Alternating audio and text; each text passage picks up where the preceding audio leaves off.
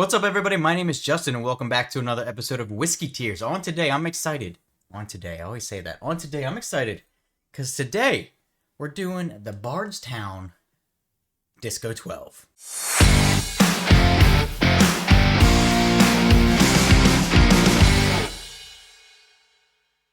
Okay, so gotta be honest. I've had a few Bardstowns. a few Bardstowns in my collection.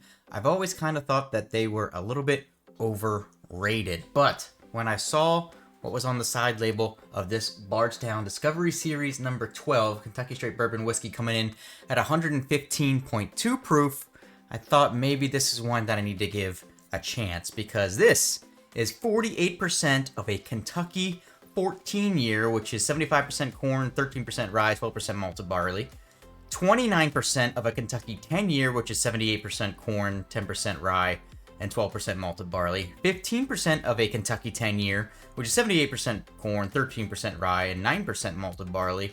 And 8% of Bardstown's own juice, a 6-year-old, 60% corn, 26% rye, 10% wheat, and 4% malted barley. So when I saw that this thing was almost half 14-year-old Kentucky juice, and then almost another 40%, actually it is another 40% or more of two different 10-year Kentucky juices, I thought maybe this would be a good one to try. So picked this one up recently. It was $150, I think, something like that.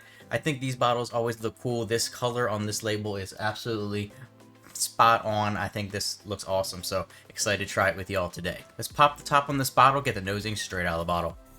Yeah, that's like a cherry pie. Cherry pie with wood, hickory.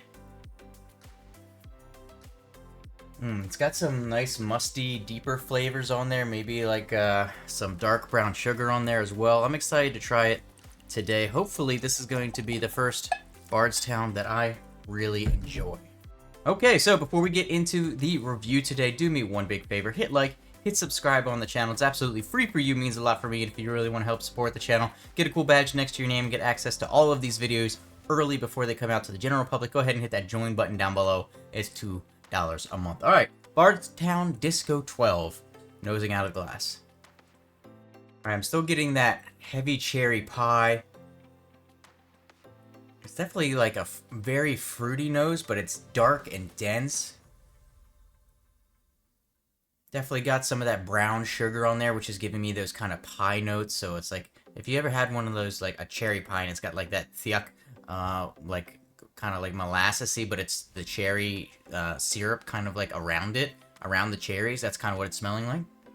It's a very thick and dense nose, very sweet, but also like rich and thick, and I really like that in a bourbon. I like when it's rich and thick, and you can tell that there's a lot of flavors packed into there just from the nose, and it's not super thin, and you're not like, oh, I don't know what I'm going to be getting out of this thing. This thing, you smell it, and you're like, holy moly, there's going to be some flavors in here.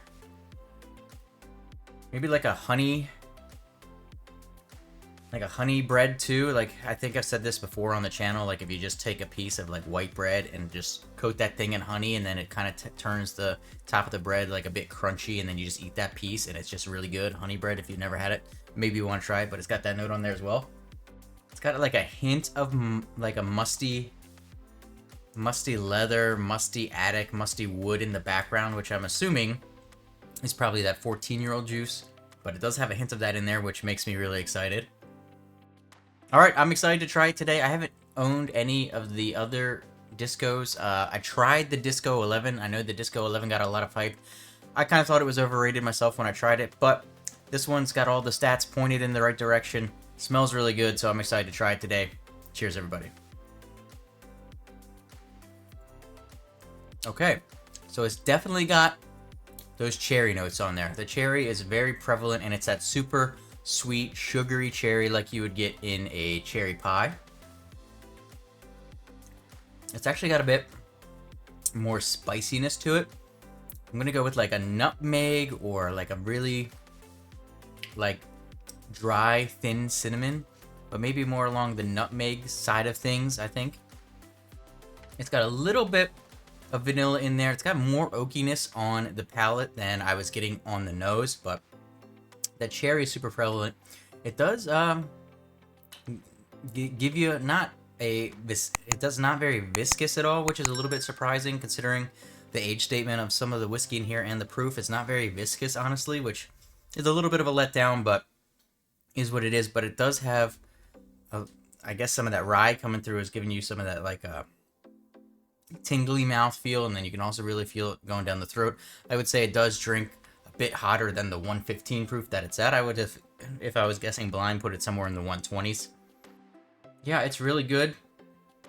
I think the confusing part for me is, well, the nose is excellent. Let me say the nose is excellent. I'm not sure if the palate is quite living up to what the nose is. Let me give it another sip here.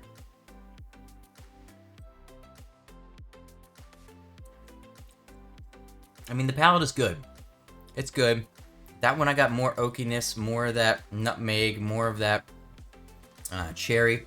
So it kind of depends where it hits my mouth and my tongue and all that. But yeah, I mean, it's pretty good. I think it's almost like, obviously it is a blend of 4 different whiskeys, but it's almost like you can kind of pick them out.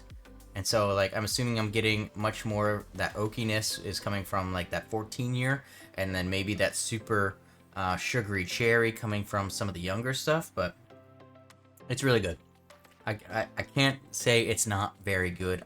I think the part that is just slightly frustrating for me is that the nose is like almost an S tier nose, but I don't know that the liquid inside is living up to it once it hits your tongue.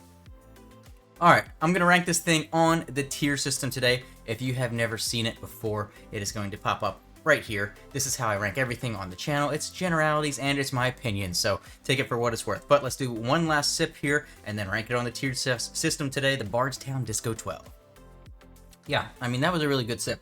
I think it's just confusing because some sips I'll get it, I'll drink it and be like, man, that's amazing. Some sips I'll get it and maybe I'll get some of the other notes from some of the younger stuff, and it's like, yeah, it's good, but it's not quite living up to the nose. The nose is an absolute banger of a nose, definitely S tier nose. The liquid inside, once it hits your tongue, just comes up a little bit short of that, but it's still really, really good. I cannot complain at all. That is still really good whiskey. So for me today, the Bardstown Disco 12,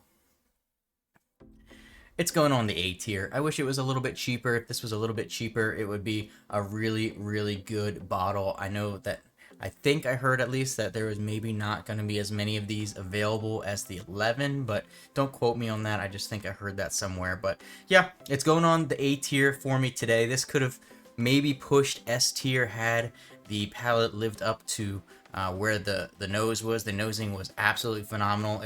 You know, every time I hit that nose, I'm like, yeah, that's going to be really, really, really good. And then sometimes when I drank it, I was like, man, it's just not quite living up to where the nose is. But it's still really good stuff. So it's kind of a conflicting one for me, but it is going on the A tier for me today. So hopefully you guys enjoyed the video. If you did, make sure you hit like and subscribe, and I'll see you for your next drink.